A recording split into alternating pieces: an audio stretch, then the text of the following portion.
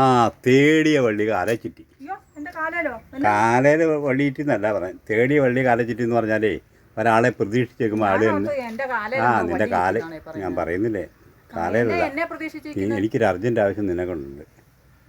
എന്നെ ഈ പിന്നെ ഗീതേ, ഈ തലമുടിയൊക്കെ ഒന്ന് കളർ ചെയ്യണല്ലോ എൻ്റെ. ഒരു കല്യാണത്തിന് പോകണം അർജൻറ്റായിട്ട് നാട്ടിൽ. നീ വലിയ എനിക്കെല്ലാം അധികം ചില പ്രായം ഒത്തിരി തോന്നണല്ലോ. തീരെ തോന്നുന്നില്ല. എനിക്ക് ഈ അടുത്ത മാസം ആകുമ്പോഴത്തേന് 42 വയസ്സാവുന്നുള്ളൂ. ആണോ? ആ ഇപ്പോഴേ എൻ്റെ തലമുടി എല്ലാം മുറിക്കുക എണ്ണക്കേടാ. 42 ആയിന്ന് എന്നെ വല്ല നെറ്റിയിൽ എഴുതി വെക്കണം കേട്ടോ. എനിക്കറിയാം അതൊക്കെ. പിന്നെ മറ്റേ എണ്ണക്കേടാന്നേ, എണ്ണ മാറി തേച്ചു അന്ന് മുതൽ പല്ലും ഇതെല്ലാം എണ്ണ വെച്ചാൽ അത് എന്തോ ഒരു എണ്ണ ആരാണ്ട് പറഞ്ഞു തല തേച്ചാൽ നല്ലതെന്ന്. അവിടെ തേച്ചാ ഒത്തിരി മുടിയുണ്ടല്ലോ. മുടിയുണ്ട്. അയ്യോ എനിക്ക് എന്തോരം മുടിയുണ്ടായിരുന്നു അറിയാമോ. ഇവിടെ കണ്ടാ കൊതിക്കായിരുന്നു. അഴിച്ചിട്ട നിലത്തായിരുന്നു മുടി. ബുദ്ധിമുട്ടായ നിലത്തായിരുന്നു. തൂത്തു വരാൻ പ്രത്യേകം ചൂല് വേണ്ടല്ലോ. മുടിയോ താടിയോ അതുപോലെ ഉണ്ടായിരുന്നു. താടി ചൂട്ടി പലപ്പോഴും ഞാൻ വീണിട്ടുണ്ട്. ചുറ്റി കെട്ടി വെക്കുമായിരുന്നോ? അല്ല, താടി ഇങ്ങനെ നീട്ടിയിട്ട് നടക്കും, ചവിട്ടി വീണിട്ടുണ്ട് താടിയേല്. ആ കോലം ഒന്ന് കാണാൻ. പിന്നെ എൻ്റെ ദൈവമേ, ആൾക്കാർ ചിലപ്പോൾ പറയും ഇതെവിടെ മഹർഷി ഇറങ്ങി വരുമോ. മുനിയോ അല്ല ഇപ്പൊ എന്തിനാ എന്നെ. എനിക്കിപ്പോൾ കല്യാണത്തിന് പോകണം. എൻ്റെ മുടിയൊന്ന് എന്തെങ്കിലും ചെയ്യണം. എനിക്ക് ബ്യൂട്ടീഷ്യൻ പണിയൊന്നുമില്ല, അറിയത്തില്ല. ബ്യൂട്ടീഷ്യൻ പരിപാടിയില്ല, കടയിൽ എന്തൊക്കെ കിട്ടുന്നുണ്ട്, അതൊന്നും വേണ്ട. അത് കുറേ തേക്കും പറക്കുകയൊക്കെ ചെയ്യണ്ടേ, അതൊന്നും എനിക്ക് നേരമില്ല. എനിക്ക് പെട്ടെന്ന് ശരിയാക്കി കിട്ടണം. പെട്ടെന്ന് ശരിയാവണം. ബുദ്ധിമുട്ടാൻ പറ്റില്ല. അതിൻ്റെ ആവശ്യമില്ലല്ലോ. അത് നിനക്കാകുമ്പോൾ ഈ ബുദ്ധികൾ കൂടുതലുള്ളൊരു ആളാ. അത് സമ്മതിച്ചാ എനിക്ക് സംഭവിച്ചോ തലക്കാരി ആവശ്യമുണ്ട്. ഭയങ്കര ബുദ്ധിയാണ്. എനിക്ക് നല്ല ബുദ്ധിയായി. തലക്കകത്തേ കളിമണ്ണൊന്നുമല്ല. ഭയങ്കര ബുദ്ധിയാണ്. ഞാൻ പറഞ്ഞില്ല, സമ്മതിച്ചു തന്നല്ലോ.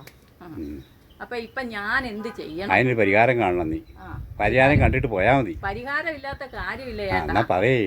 പരിഹാരം ഞാൻ പറഞ്ഞുതരാം. ചേട്ടന് ബുദ്ധിമുട്ടാൻ കഴിയില്ല. കൈ നനയാതെ മീൻ പിടിക്കണം. ആകണം. അപ്പം അതിന് പറ്റിയൊരു പണിയുണ്ട്. മീൻ പിടിക്കുന്നതല്ല കേട്ടോ, മുടി കളർ ചെയ്യാൻ. അല്ല ഇവിടെ വിറകടുപ്പല്ലേ? വിറകടുപ്പൊക്കെ തന്നെ. അപ്പൊ കഞ്ഞി വെക്കുന്നൊക്കെ വിറക് കത്തിച്ച അടുപ്പയിലായിരിക്കും. ഈ മംഗലത്തിലൊക്കെ കഞ്ഞി വെച്ച് കുടിക്കണം. എനിക്ക് അങ്ങനെയൊക്കെ വലിയ കാര്യമാണ്. ആണല്ലേ?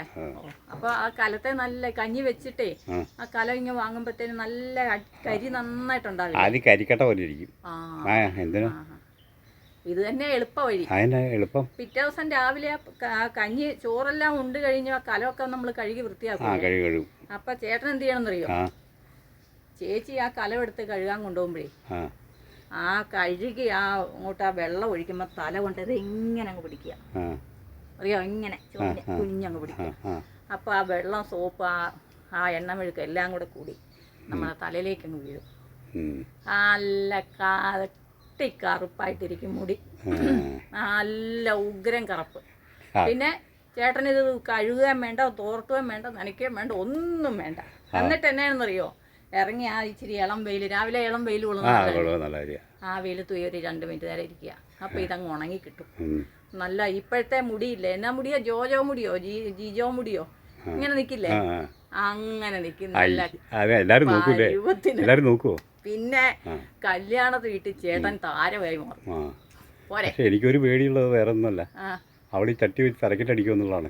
ഈ കുഞ്ഞ് നിങ്ങളുടെ കയ്യിലിരിപ്പ് എങ്ങനെ? അല്ല, ഇതെന്തിനാ ഇങ്ങനെ പോണേ എന്നൊക്കെ ചിന്തിക്കുമ്പോൾ അതാ ഞാൻ പറഞ്ഞേ, കയ്യിലിരിപ്പ് നല്ലതാണെങ്കിൽ ചട്ടിക്ക് ഈ കലക്കി ഒഴിച്ചിട്ട് ഒരു അടി കൂടെ തന്നാലും ചട്ടിക്ക് പരീക്ഷിക്കേട്ടാ.